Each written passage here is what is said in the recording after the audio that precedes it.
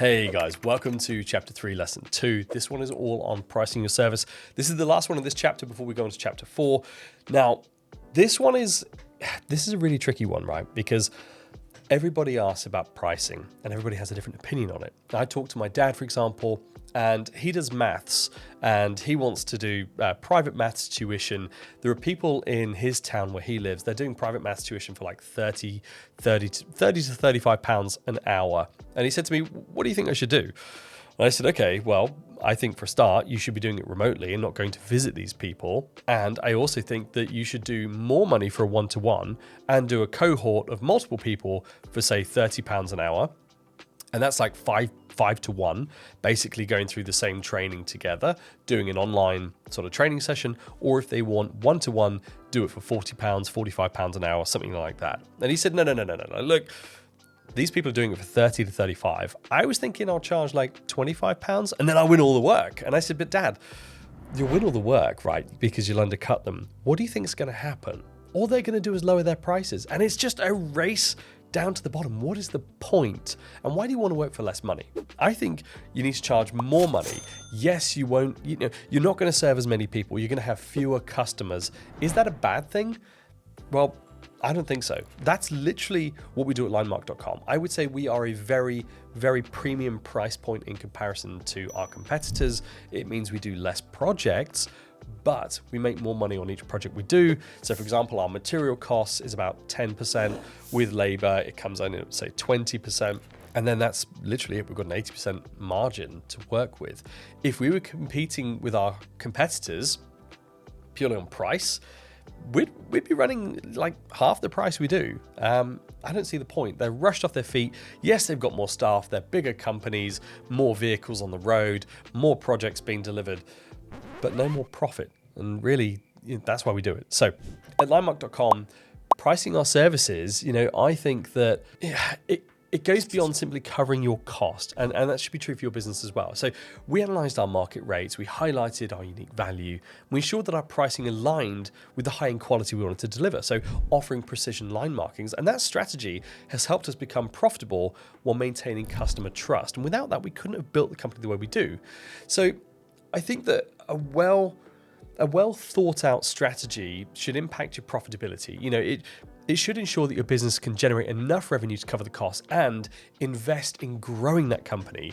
It should reflect the value and the quality of your services as well, though, and also position you well within your market where you're looking to. So for us, we want to hit top of market. So premium line marking services, laser guided, delivered with exceptional accuracy and reliability, and of course, long-lasting results. And this sets us apart from our customers who offer a basic service at a lower price point. So here's my step-by-step approach to setting your prices. First up, you do need to calculate your costs. So include indirect costs as well. So material, labor, and of course, direct costs, your overheads, your marketing, etc.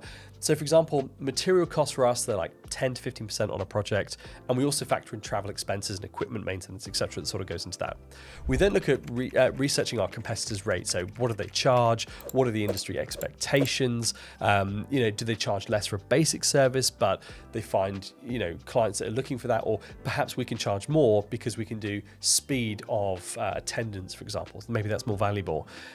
So your pricing should cover more than just the basics. And actually on speed, that's something I think we should just touch on for a second, because I honestly feel people will pay more money to get things quicker than waiting longer but a lower price. So for example, our competitors will deliver a line marking project, let's say a car park like we've got here, like 20, 30 spaces.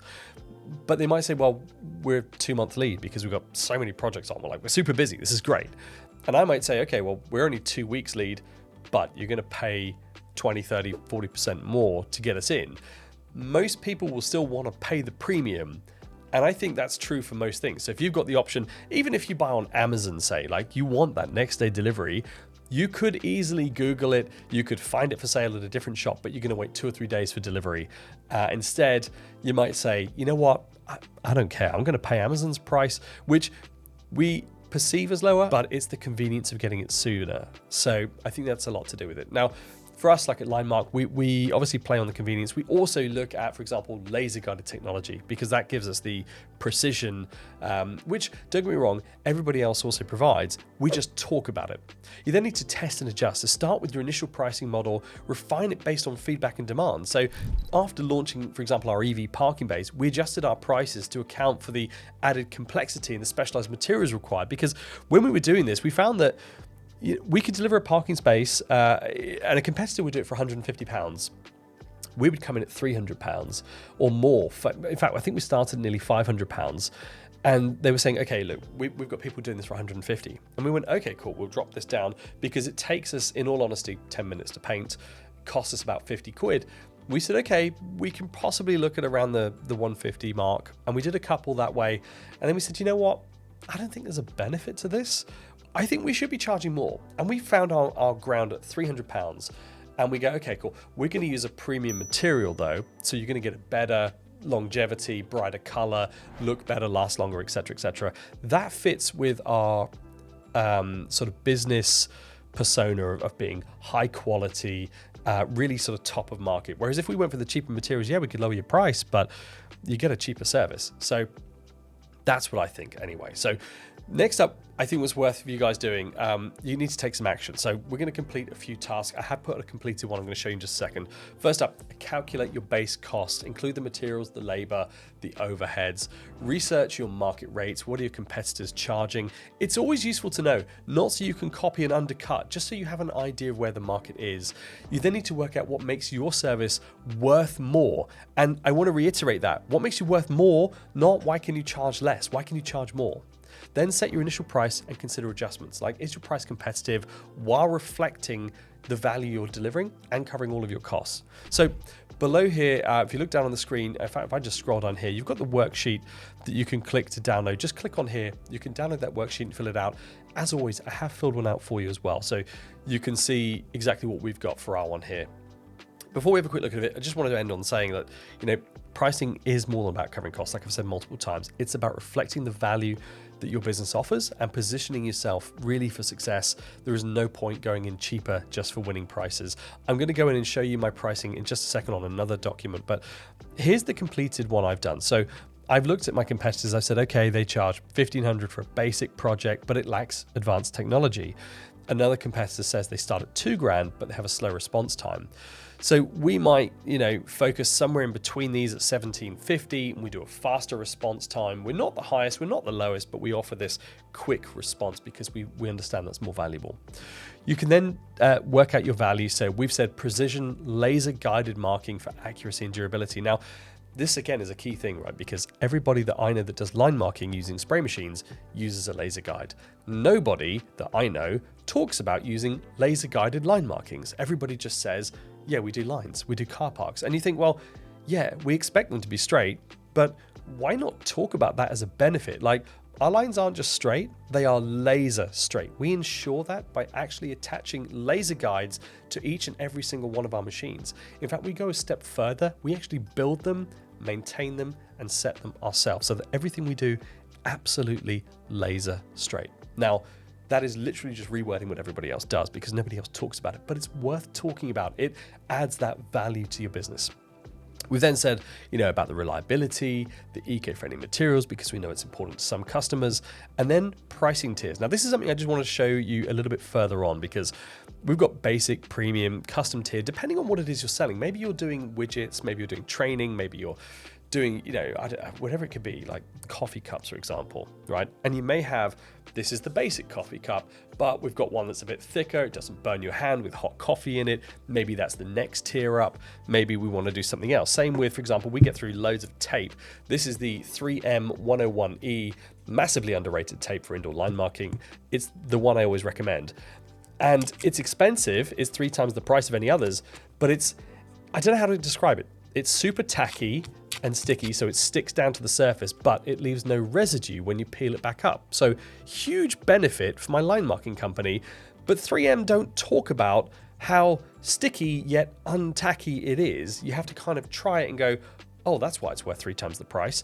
I figured that part out, but other people might not. And that's the thing I think, companies miss out on.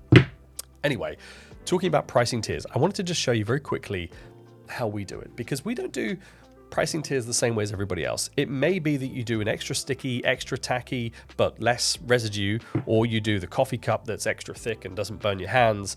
Maybe those are your sort of pricing scales. For us at Linemark, we do a service, so it's a little bit different. So the way we get around this is an example of a quote that we deliver. This is how our quotes look when they go out to our customers. We do upsells built in within the quote. In fact, let me just show you just up here again. I mentioned in one of the previous videos about incorporating videos. This is how when we charge our prices, we want to charge a premium. And instead of, if we were to deliver on a Xero or QuickBooks or a Word document, let's be honest, it would be crap. But allowing us to include videos, so we embed these directly in. In fact, if I click on here, it literally goes in, plays the video for the customer. You can see what this place looked like before we've done the edits to the room. But this is what we incorporate. It shows them how to use the quote to get the most out of it. We then add pictures of what we're installing and where. We go through a bit of trust building, then we itemize everything. But when it comes down to the upsells and the pricing tiers, we have them listed here. So our customers can select upgrades by clicking on here. They can also, for example, pick when they need it completing. You need it out of hours, click on here to add out of hours. We then do the same with paints, but we don't talk about, for example, what paint do you want? So for example, if we were doing tape, we wouldn't just say, do you want model 1, model 2, or model 3? We'd say, well, this one leaves no residue. This one's heat resistant. This one's got really low tack or high tack or whatever it may be, a high gloss. Same with the cups. We might say, well, they're all the same size. This one's extra thick, blah, blah, blah. Instead of just saying, which paint do you want? We phrase it differently and say, well, how quickly do you want your lines to cure? Because we can cure them in 5 minutes, but it's a cheaper product. Or we can use a really high-end product, but it takes 60 minutes. This one also doesn't require an HGV. Another benefit may be if space is tight, but it costs more money. So they can pick upsells this way, and this is how we do our pricing tiers.